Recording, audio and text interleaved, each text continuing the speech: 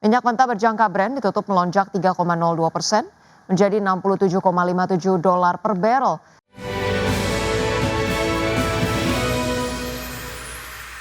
Ya, pemirsa, kita ke informasi lainnya, ini terkait dengan harga minyak yang melonjak sekitar 3% pada perdagangan Selasa karena produsen menghadapi dampak badai musim dingin yang melumpuhkan produksi minyak mentah dan menghentikan ekspor minyak dari Gulf Coast Amerika sepanjang akhir pekan. Minyak mentah berjangka Brent ditutup melonjak 3,02% menjadi $67,57 per barrel, sedangkan minyak mentah berjangka West Texas Intermediate menguat 2,9% ke level $62,39 per barrel. Analis dan pelaku pasar memperkirakan produsen minyak Amerika Serikat kehilangan hingga 2 juta barrel per hari atau sekitar 15% dari total produksi nasional selama akhir pekan lalu. Gangguan tersebut terjadi ketika badai musim dingin parah melanda berbagai wilayah di Amerika, memberikan tekanan besar pada infrastruktur energi dan jaringan listrik. Cuaca ekstrim tersebut mendorong penguatan harga minyak dengan resiko jangka pendek cenderung mengarah ke atas akibat kekhawatiran gangguan pasokan. Di sisi geopolitik, resiko pasokan global masih membayangi pasar, terutama terkait dengan potensi konflik lanjutan antara Amerika Serikat dan Iran. Pemirsa, terima kasih Anda masih bersama kami di Market Pass. Pemirsa, indeks harga saham gabungan atau IHSG ditutup menguat tipis usai koreksi dalam secara intraday pada perdagangan Selasa.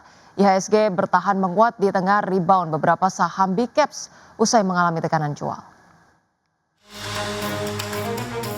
Indeks harga saham gabungan ditutup menguat tipis 0,05% di level 8.980,23 di akhir perdagangan Selasa. Secara intraday IHSG berhasil memangkas pelemahan usai melemah dalam ke level 8.873,477. Indeks sektoral dengan kenaikan terbesar sektor teknologi naik tinggi 2,14%, sektor barang konsumen siklikal menguat 1,72% dan sektor infrastruktur naik 1,59%. Sedangkan indeks sektoral dengan pelemahan terdalam sektor perindustrian anjlok 3,45%, sektor barang baku turun 1,43% dan sektor kesehatan melemah 0,47%. Pelemahan IHSG terpangkas dari Selasa ditopang penguatan beberapa saham, diantaranya saham DSSA ditutup menguat 4,88% di level Rp116.000 per saham, menopang IHSG 19,17 indeks poin.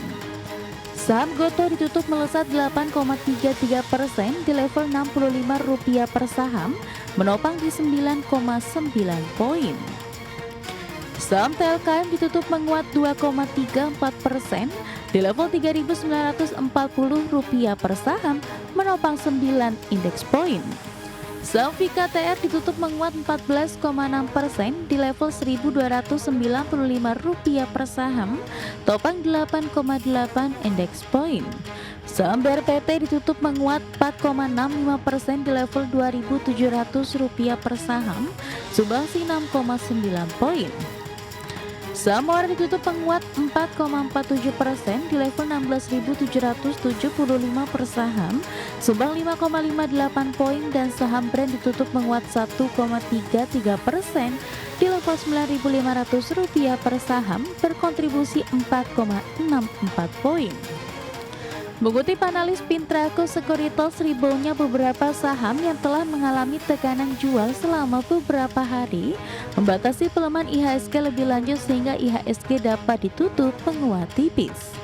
Sementara selain itu adanya berita Satgas PKH atau penerbitan kawasan hutan membuka potensi Danantara akan mengambil alih 28 perusahaan yang dicabut izinnya karena bencana Sumatera, termasuk tambang emas anak usaha UMTR, menjadi penyebab penurunan signifikan pada saham UMTR dan ASII, sehingga turut membebani IHSG. Berbagai sumber, IDX Channel. Pemirsa, indeks keyakinan konsumen Amerika Serikat merosot pada Januari ke level 84,5. Realisasi tersebut mendorong indeks secara keseluruhan mencapai level terendah sejak Mei 2014 yang saat itu berada di level 82,2. Indeks keyakinan konsumen Amerika Serikat yang dirangkum Conference Board merosot pada Januari menjadi 84,5. Di Desember, indeks keyakinan konsumen ini masih berada di level 94,2. Realisasi tersebut juga lebih buruk ketimbang konsensus proyeksi ekonom yang prediksi indeks keyakinan konsumen di Januari akan berada di level 90,6. Kelima komponen yang menyusun indeks tercatat memburuk. Alhasil pemburukan ini mendorong indeks secara keseluruhan mencapai level terendah sejak Mei 2014. Yang kali itu ada di level 82,2, juga melampaui titik terendah selama pandemi COVID-19.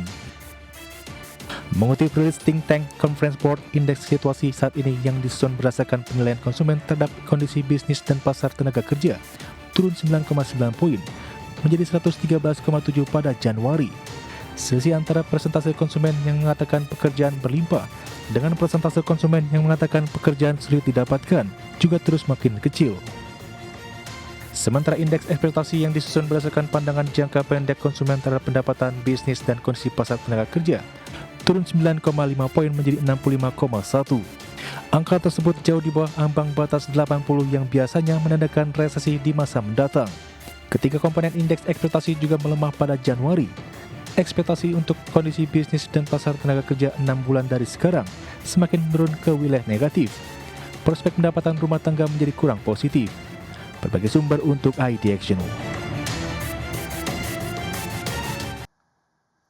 Ya, selanjutnya pemirsa, dari bursa global, bursa Wall Street bergerak variatif pada perdagangan Selasa dengan indeks S&P 500 nyaris mencatatkan rekor penutupan tertinggi.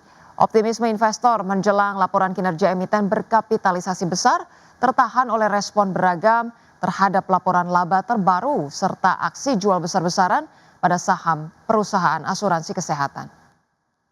Ya, pemirsa, pada perdagangan Selasa, indeks berbasis luas S&P 500 ditutup naik 0,41% ke level 6.978. Indeks Nasdaq Composite melonjak 0,91% ke posisi 23.817, sedangkan indeks Dow Jones Industrial Average terkoreksi 0,83% ke level 49.003. Ya, pemirsa, berikutnya dari Bursa Ekuitas Eropa, kami hadirkan informasi Bursa Eropa berakhir di zona hijau pada perdagangan Selasa ditopang serangkaian katalis positif dari korporasi yang meredakan kekhawatiran investor terhadap ketegangan perdagangan global.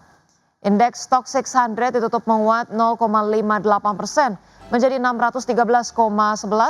Kemudian indeks FTSE 100 Inggris meningkat 0,58% ke level 10.207. Dan indeks CAC Prancis menguat 0,27% ke posisi 8.152.